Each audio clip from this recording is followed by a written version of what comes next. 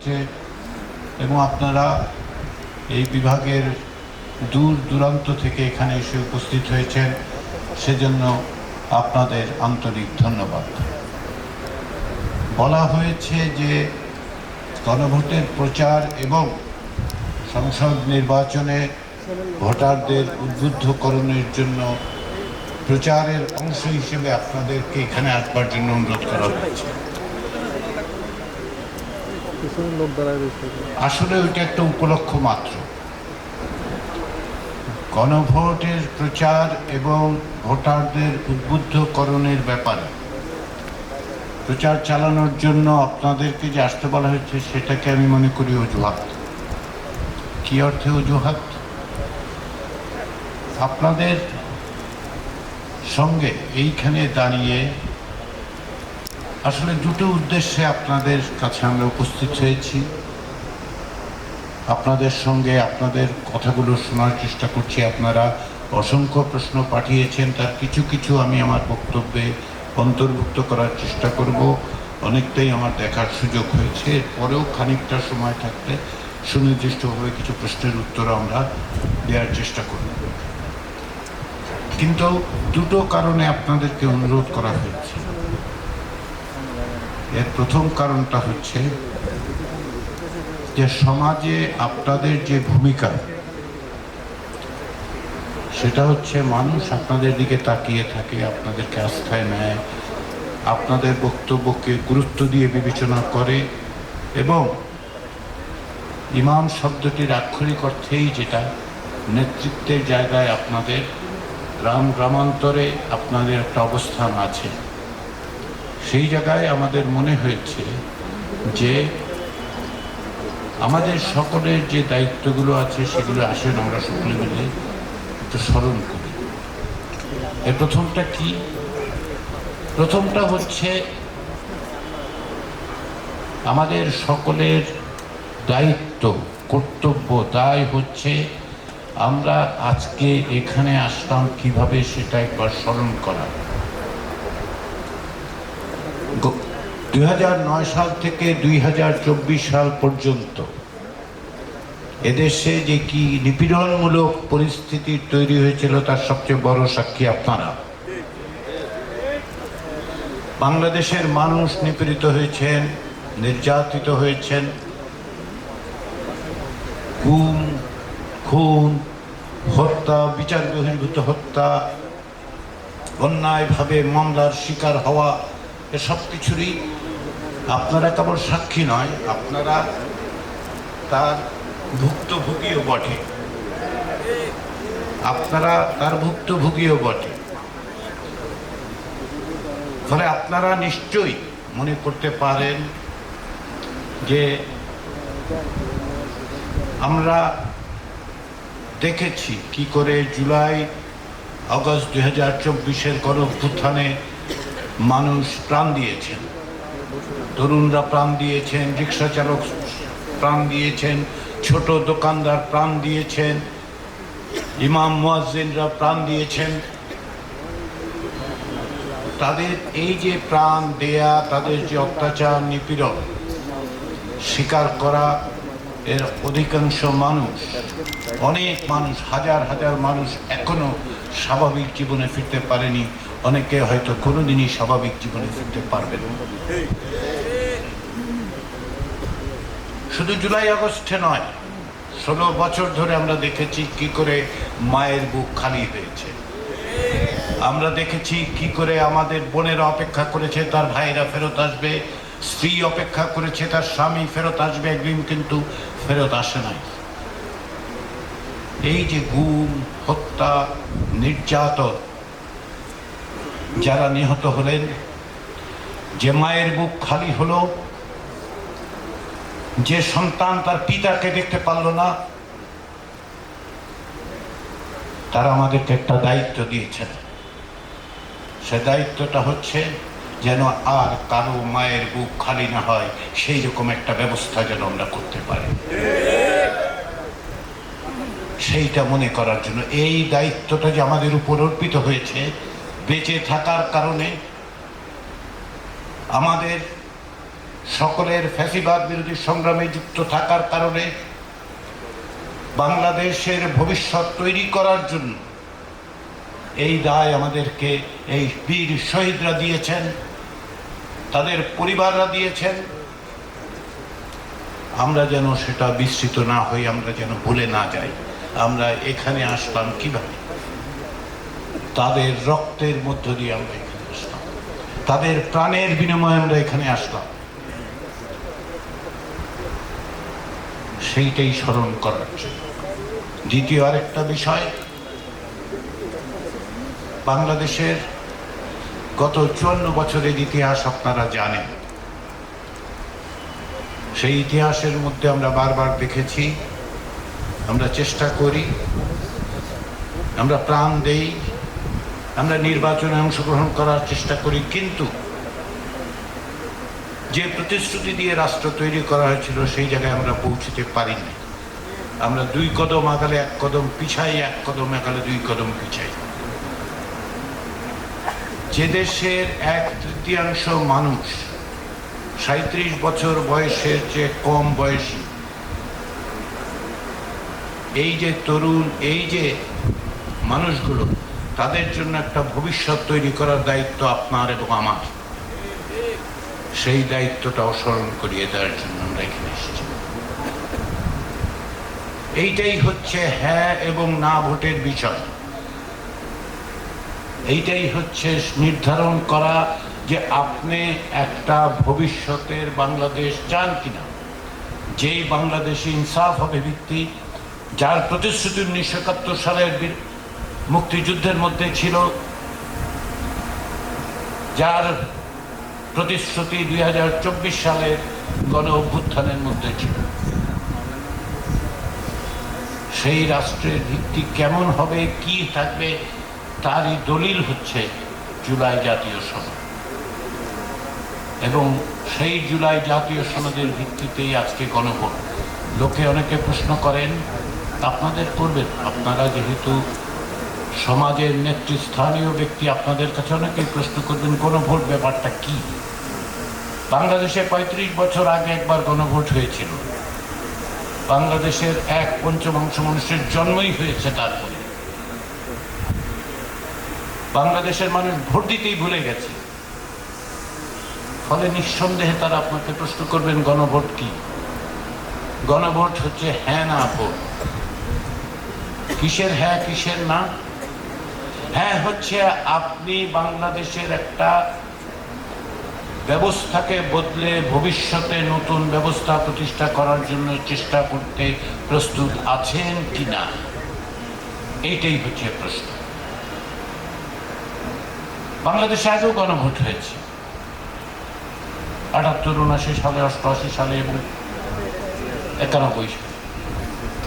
আগের গণভোটগুলোর থেকে এইবারের গণভোটের পার্থক্য আছে, কিন্তু তারও আগে যে কোনো হেনা ভোট অন্যান্য নির্বাচন থেকে কি করে আলাদা সেটাও আমাদের বোঝা দরকার। 12ই ফেব্রুয়ারি বাংলাদেশে যে গণভোট হবে তার পাশাপাশি জাতীয় সংসদ নির্বাচন হবে। জাতীয় সংসদ নির্বাচন হলে আমরা কি করি? আমরা যে কোনো সমিতিতে নির্বাচন হলে যাই করি তাই করব। আমরা একটা ভোট দেব একজন ব্যক্তিকে নির্বাচন করার জন্য। তিনি সৎ মানুষ কিনা, ভালো মানুষ কিনা, কাজের মানুষ কিনা, আমার পাশে বিপদে আপদে দাঁড়াবেন কিনা, অতীতে দাঁড়িয়েছিলেন কিনা, অনেক বিবেচনা থেকে আমরা একটা ব্যক্তিকে ভোট দিই। দলের বিবেচনাও তার মধ্যে থাকে। কিন্তু গণভোটে আমরা আসলে ব্যক্তিকে ভোট দেই না। অতীতে যখন গণভোট হয়েছে তখন রাষ্ট্রপতি জিয়াউর রহমানের আমলে জেনারেল এরশাদের সময় বলা হয়েছে এই হচ্ছে আমাদের কর্মসূচি, 18 দফা বা 19 দফা, এইটা যদি আপনারা আস্থা রাখেন, আমার উপর আস্থা রাখেন, তাহলে আমরা এটা বাস্তবায়িত করব। এইবারের কিন্তু তা বলা হচ্ছে না যে আস্থা রাখেন, ভোট দেন, ভোট দিলে অধ্যাপক ইউনূস আগামী 3 বছর ক্ষমতায় থাকবেন, 5 বছর ক্ষমতায় থাকবেন, যারা ক্ষমতায় আছেন তারা বাস্তবায়ন করবেন, সেটা বলা হচ্ছে না।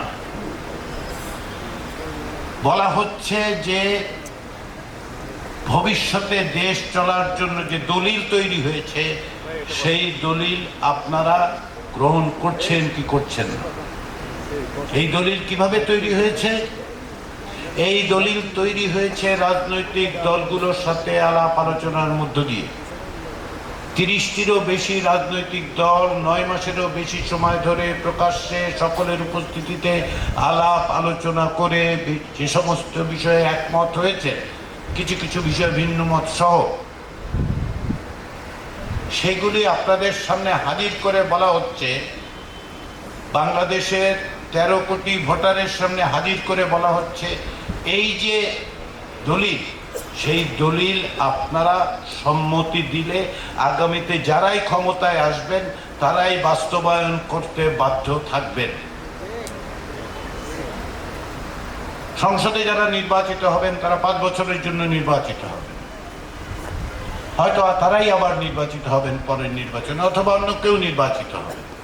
তাদের দলের আদর্শ আছে, বক্তব্য আছে, কিন্তু দেশ তো আপনার, দেশ তো আমার, দেশ তো আমাদের। আমরা যেই দিক নির্দেশ দেব সেইটা যেন তারা অনুসরণ করেন, সেই জন্যই এই আলাপ আলোচনার মধ্য দিয়ে তৈরি হয়েছে। ফলে এই দলিল জুলাই জাতীয় সনদের প্রধান প্রধান যে বিষয়গুলো, তার কিছু কিছু আপনাদের যে লিফলেট দেওয়া হয়েছে তাতে আছে, তার কিছু কিছু ব্যাখ্যা মনির হায়দার করেছেন।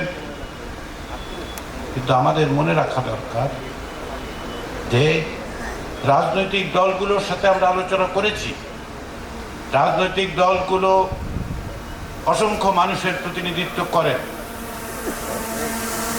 কিন্তু সকলের প্রতিনিধিত্ব করেন, কারণ রাজনীতির বাইরেও মানুষ আছে, দলের বাইরেও মানুষ আছে, তাদের মতামতের ব্যবস্থা করতে হবে। সেই জন্যই গণভোটে প্রশ্ন করা হয়েছে, আপনি পরিবর্তন চান কি চান না? চাইলে হ্যাঁ বলুন, হ্যাঁ বললে যেই ক্ষমতায় আসবেন তাকে এগুলি বাস্তবায়ন করতে হবে। কিসে হ্যাঁ বলবেন? বাংলাদেশের যেই রাষ্ট্র ব্যবস্থা, সেই রাষ্ট্র ব্যবস্থায় আপনারা দেখেছেন গত 16 বছরে, অর্থাৎ 2009 থেকে 24 সাল পর্যন্ত কি করে একজন ব্যক্তির হাতে ক্ষমতা অভাবনীয়ভাবে পুঞ্জীভূত হয়েছিল। তিনি সব, এবং তিনি কি করেছেন? তিনি কি আসলে নিজের ইচ্ছা মতো দেশ চালিয়েছেন? হ্যাঁ, নিজের ইচ্ছা মতো তিনি দেশ চালিয়েছেন, কিন্তু তাকে সাহায্য করেছে, তাকে বৈধতা দিয়েছে সংবিধান। প্রয়োজন অনুযায়ী তিনি ইচ্ছা মতো সংবিধানও বদল করেছেন, করে নিজের হাতে ক্ষমতা নিয়ে বলছেন ওই সংবিধানের মধ্যেই তো সব আছে। সেজন্যই আমরা বলছি সংবিধানের বিশেষ বিশেষ জায়গাগুলো পরিবর্তন, সংশোধন, সংস্কার প্রয়োজন। একটা উদাহরণ দেই।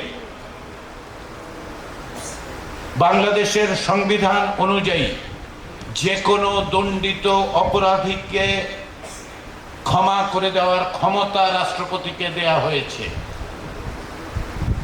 পৃথিবীর অনেক দেশে এরকম আছে, কিন্তু বাংলাদেশে কিভাবে তার অপব্যবহার হয়েছে সেটা আপনারা জানেন।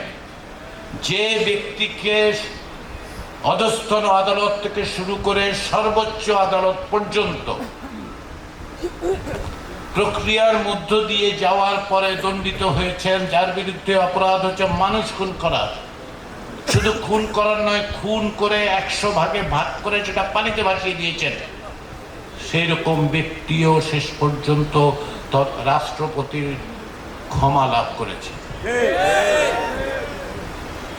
কিন্তু ভুক্তভোগীদের কাছে প্রশ্ন করা হয় নাই যে আপনি তাকে ক্ষমা করতে চান কি চান না।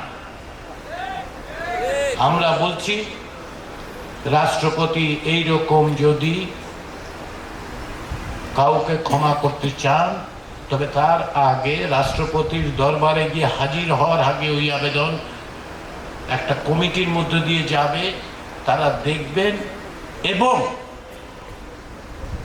ভুক্তভোগী পরিবারের কাছে জিজ্ঞাসা করবেন তাদের সম্মতি আছে কি না। এখন এই যে রাষ্ট্রপতি এই সিদ্ধান্ত নিচ্ছেন, তিনি একা নিচ্ছেন? আপাত দৃষ্টে মনে হয় হ্যাঁ, সংবিধানে তো লেখা আছে উনি একা নিচ্ছেন, আসলে তিনি নিচ্ছেন না। কে নিচ্ছেন প্রধানমন্ত্রী। কারণ রাষ্ট্রপতিকে বলা হয়েছে যে দুটো বিষয় ছাড়া সব বিষয়ে তিনি প্রধানমন্ত্রীর পরামর্শ নিতে বাধ্য। কোন দুটো বিষয়? এক হচ্ছে প্রধানমন্ত্রী নিয়োগ, আর বিচারপতি নিয়োগের ক্ষেত্রে প্রধান বিচারপতির সাথে আলোচনা। তাহলে দণ্ডিত অপরাধীকে যখন তিনি ক্ষমা করেন, কার কথায় করেন? প্রধানমন্ত্রীর কথায় করেন। প্রধানমন্ত্রীর ক্ষমতার শেষ নেই। আমরা তিনটা নির্বাচনের নামে প্রহসন বললেও অনেক কিছু বলা, অনেক বেশি সম্মান করা হয়। এই কাণ্ডটা ঘটেছে কিভাবে?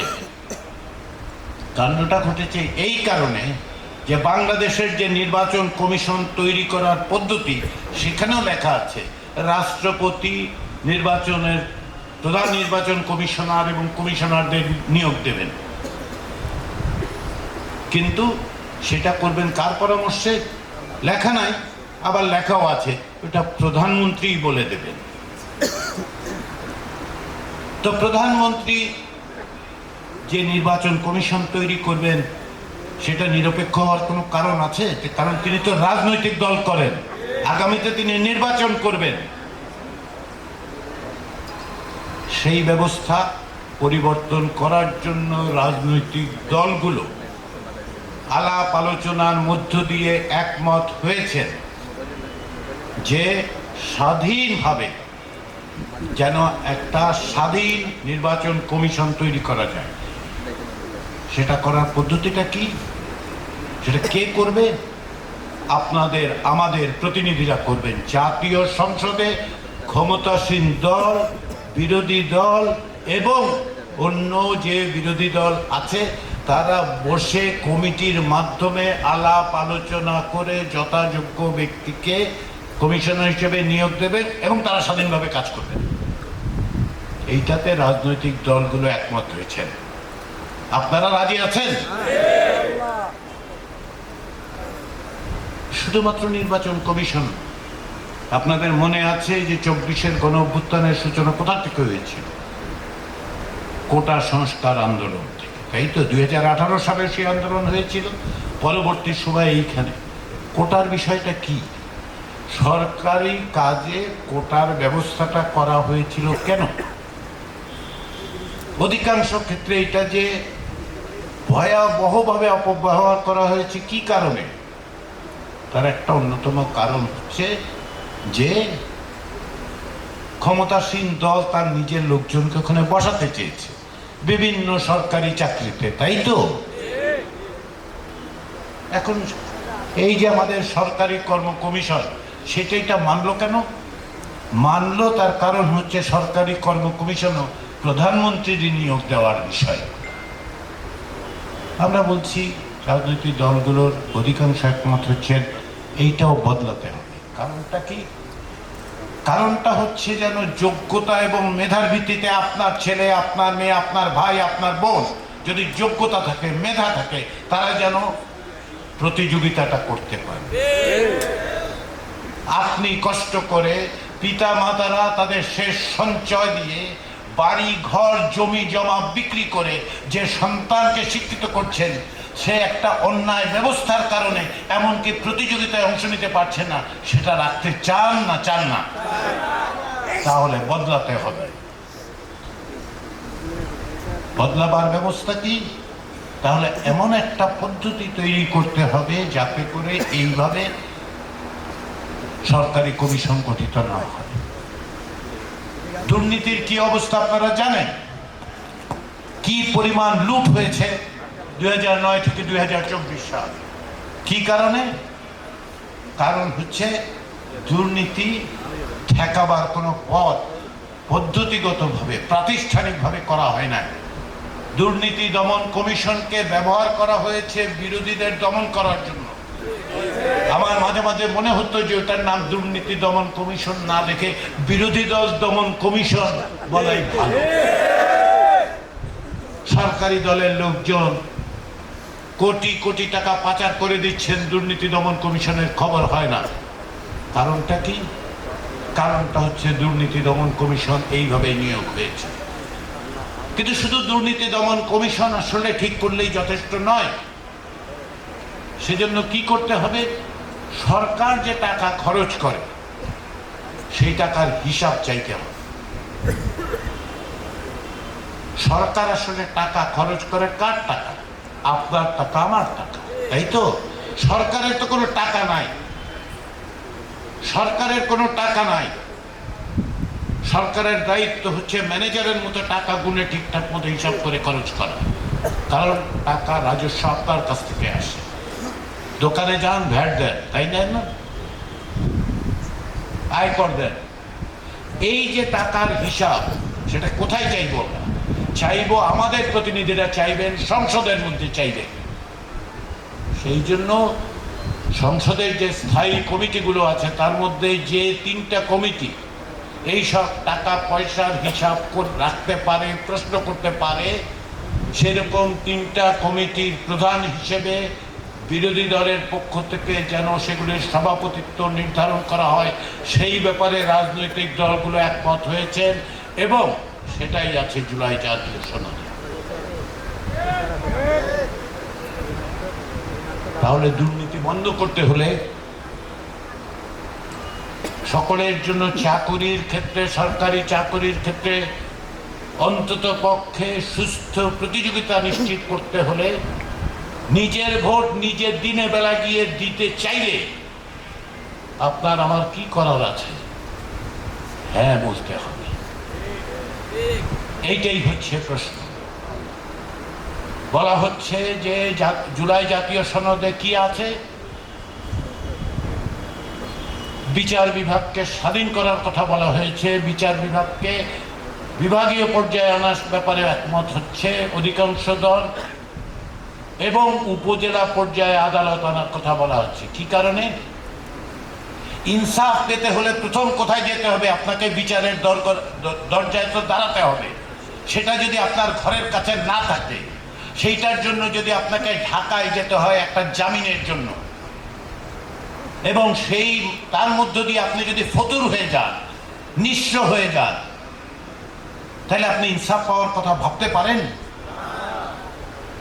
জুলাই জাতীয় সনদ বলছে যে বিচার যেন সকলে অন্তত পক্ষে পাওয়ার চেষ্টা করতে পারে, সেই ব্যবস্থা করতে হবে।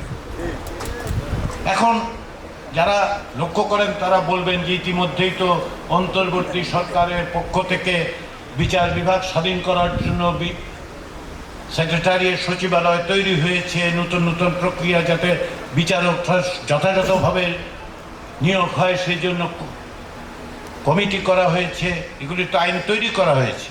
আবার আমার জুলাই জাতীয় সনদ এগুলি রাখতে হবে কেন? রাখতে হবে এই কারণে, এখন যেই ব্যবস্থা সেটা সাময়িক। ওইটা করা হয়েছে অধ্যাদেশ দিয়ে। জাতীয় সংসদ বসার প্রথম 30 দিনের মধ্যে যদি ওটা উপস্থাপিত হয়ে গৃহীত না হয় তাহলে এটা এমনি বাতিল হয়ে যাবে।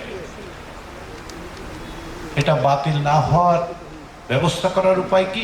এটা সংবিধানে যুক্ত করা। কে পারবে? যেটা পারবে সেটা হচ্ছে নতুন সংসদ। সেই সংসদের কথা সবাই মিলে একমত হয়েছেন, তাকে সাধারণ সংসদ থেকে একটু বেশি ক্ষমতা দিতে হবে, কারণ বড় বড় সংশোধনী সংস্কার তাকে করতে হবে। সেই জন্য এটাকে বলা হচ্ছে সংবিধান সংস্কার পরিষদ। কি পরিবর্তন করবেন তারা? এই যে প্রধানমন্ত্রী 16 বছর থাকার নামে যে পরিস্থিতিটার সূচনা হয়েছিল সেইটা বন্ধ করার জন্য সকল রাজনৈতিক দল একমত হয়েছেন যে কোনো ব্যক্তি এক জীবনে 10 বছরের বেশি প্রধানমন্ত্রী থাকতে পারবেন না। যত বেশি ক্ষমতায় থাকে তত বেশি দুর্নীতিপরায়ণ হওয়ার আশঙ্কাই বৃদ্ধি পায়। সেই ব্যবস্থার ব্যাপারে সকলে একমত আছে। তাহলে কি করতে হবে? আমাদেরকে এই ব্যবস্থা করতে হবে যেন এটা সংবিধানেই আমরা লিখে দিতে পারি, যে কেউ চাইলেই অবস্থার যেন পরিবর্তন করতে না পারে। কিন্তু বিপদ একটা আছে। বিপদটা কি জানেন? সবই সংবিধানে দেব, কিন্তু সংবিধান সংশোধন করার ক্ষমতাও তো ওই সংসদের আছে।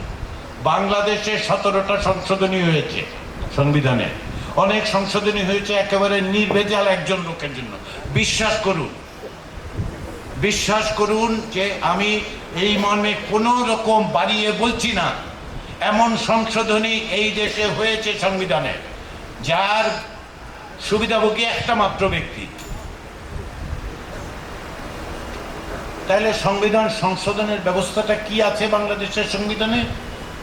ওই যে সংসদে যদি 2/3 পায় তাহলে তারা সংবিধান সংশোধন করে ফেলতে পারে। আমরা বলছি এটা তো মহাবিপদ। তাহলে কি করতে হবে? বলেছে একটা উচ্চ কক্ষ তৈরি করে 100 জন সদস্য থাকবেন, এমনকি নিম্নকক্ষে 2/3 পাওয়ার পরও উচ্চ কক্ষে অন্তত পক্ষে 51 জন লোক লাগবে। আপনারা প্রশ্ন করতেই পারেন এই 51 জন ব্যাপারটা এত গুরুত্বপূর্ণ হলো কেন?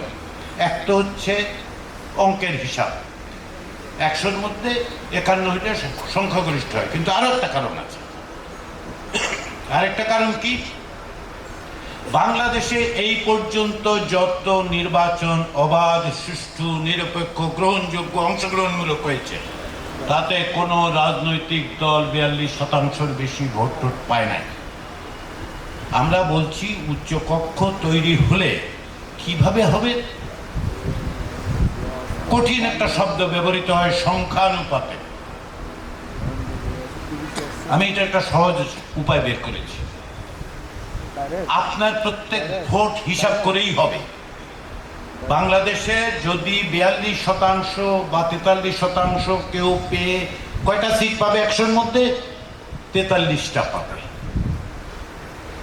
আর বাকি তাকে 51টার জন্য কি করতে হবে?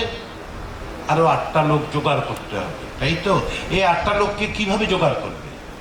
গিয়ে যদি বলে যে দেখেন আমি এক ব্যক্তির জন্য একটা সংবিধান সংশোধন করব, আসেন আমার সাথে, কেউ যাবে তার সাথে? যাবে না। তাহলে তাকে বুঝাইতে হবে যে এইটা দেশের জন্য, জাতির জন্য দরকার, সেই জন্য আসেন সংবিধান সংশোধন করি। আমরা উচ্চ কক্ষের কথা বলেছি আরো 2টা কারণ।